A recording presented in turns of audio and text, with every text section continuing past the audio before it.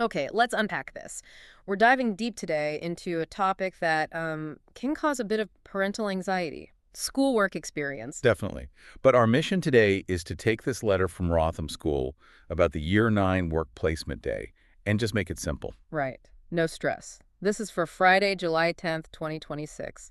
And we want to show you, the parent or carer, that this whole process is actually really straightforward. It's incredibly well supported, and it's so important. This isn't just a day off school. It's a core part of their careers program. It's about building confidence, building, work readiness, And there's data to back that up, isn't there? That feeling of not being ready. a huge amount.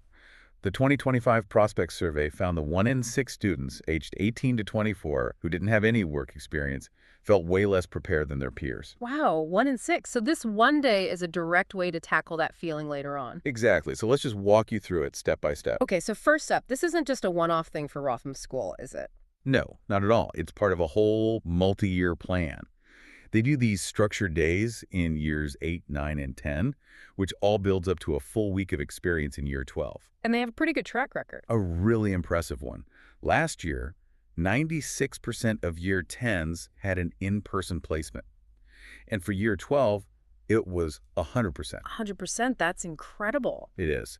And for this specific group, the current year 9s, over 80% of them managed to get an in-person day last year when they were in year 8. So the vast majority of families are already on board and making this happen. Absolutely. The school is just trying to get that 80% figure even higher. Okay, so let's get to the main question, the first job. Who is actually responsible for finding the placement? The guidance is very clear on this. The parent or carer is responsible for finding and confirming the placement. That's the core task here. Right, but, and this is a big but, the school offers a lot of flexibility to lower the pressure. A huge amount. And this is key. If your child isn't quite confident enough to go into a totally new environment, which is completely understandable at that age, I remember I was terrified. right, they can do their placement with a family member. It's still a structured day. They still learn, but it's in a more familiar, supportive setting. And what if you really can't find anything? What's the fallback? If you can't find a placement, the student just attends school as normal. No penalty. Hmm. But the school really encourages participation because the day is so valuable. Yes, it's not just about observing. They have a task to do. Yes, they're given a booklet to complete. It's all about reflection, thinking about the skills they're seeing and using, and the employer basically sets the agenda for the day itself. Okay, that makes sense. So let's move on to what I think is the biggest hurdle for parents and for potential employers: safety checks and paperwork. Yes, the time commitment and the perceived red tape. This is where a lot of small businesses get worried and just say no. So let's kill the biggest myth right now, the DBS check. Yes, let's be absolutely crystal clear on this. DBS checks, which used to be called CRB checks, are not required for a one-day work experience placement like this. Say that again, because that is the one thing that will make a small business owner breathe a sigh of relief. No DBS check is required for this one-day placement. The school's position is backed up by official safeguarding guidance, Keeping Children Safe in Education 2025, to be specific. And why is that? What's the reasoning? It all comes down to the definition of regulated activity. A one-day placement for a student under 16, where the parent judges the employer to be responsible, just doesn't meet that definition. So the initial check is really parental judgment. That's the first safety net. But that doesn't mean there are no checks at all. The employer still needs to have basic procedures in place to protect children. Okay, so what do they need to provide? 2 simple things, which they confirm through the online portal.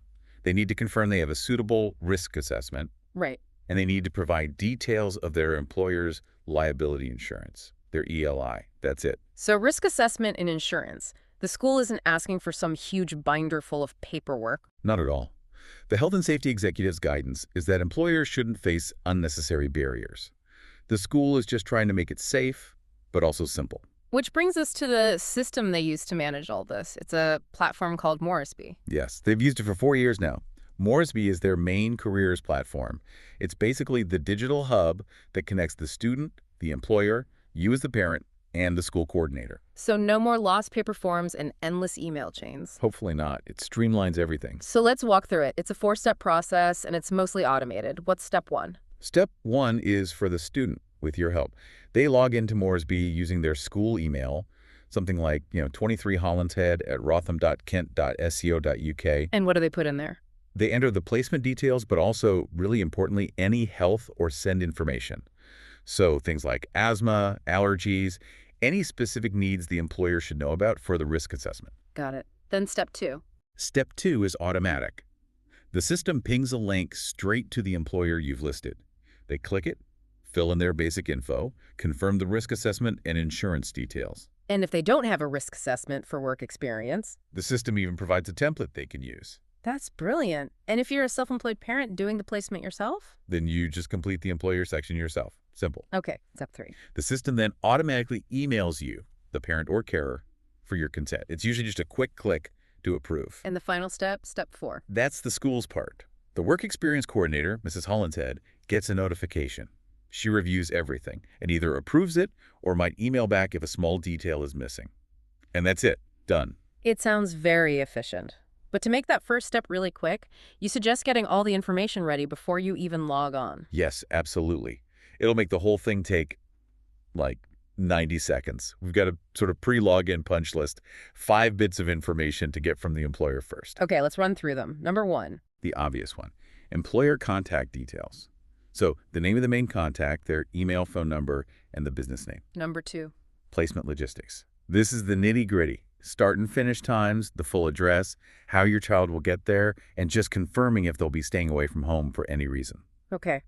Number 3 is the one you said is really important. It is. The learning objectives. This is where you can add the most value. It's a chance for your child to think about what they actually want to get out of the day. So not just to see what a job is like. Please, no, be specific. Help them think. If they're shy, maybe the goal is to ask 3 employees about their job. If they're interested in catering, it could be to understand how stock is rotated in the kitchen. That gives the employer something to work with, and it gives the student a real focus for the day. Exactly. It turns it from a passive day into an active learning experience. It's the most important conversation you can have with them about this. Okay, 2 more for the list. Number 4. Special needs or medical conditions. This is vital. You have to share anything relevant so the employer can do their risk assessment properly and make any reasonable adjustments needed. And the last one, number 5. Just your own parent or carer contact information, your name and your email so the consent form can find its way to you. Great. So if you have those 5 things written down, the Moresby part is super fast. Incredibly fast. Let's talk deadlines. The most critical part. When does this all need to be done by? The deadline is firm. Everything needs to be submitted and confirmed on Moresby by Friday, the 22nd of May, 2026. And why so early, when the day itself isn't until July? It gives the school coordinator enough time to chase anything that's missing and to plan properly. If a placement isn't fully approved by that date, the school has to assume your child will be in school on the 10th of July. And if they then go to the placement anyway? It would be recorded as an unauthorized absence, which is what we all want to avoid. So getting it done by the May deadline is really important. Okay, good to know. And what about the types of work they can do? Are there any rules on that? Yeah, the general rules for part-time work for kids over 13 apply. You can find the guidance on the Kent County Council website. But the good news for the employer is that a formal work permit isn't needed just for a one-day experience. And if you get stuck, who can you contact?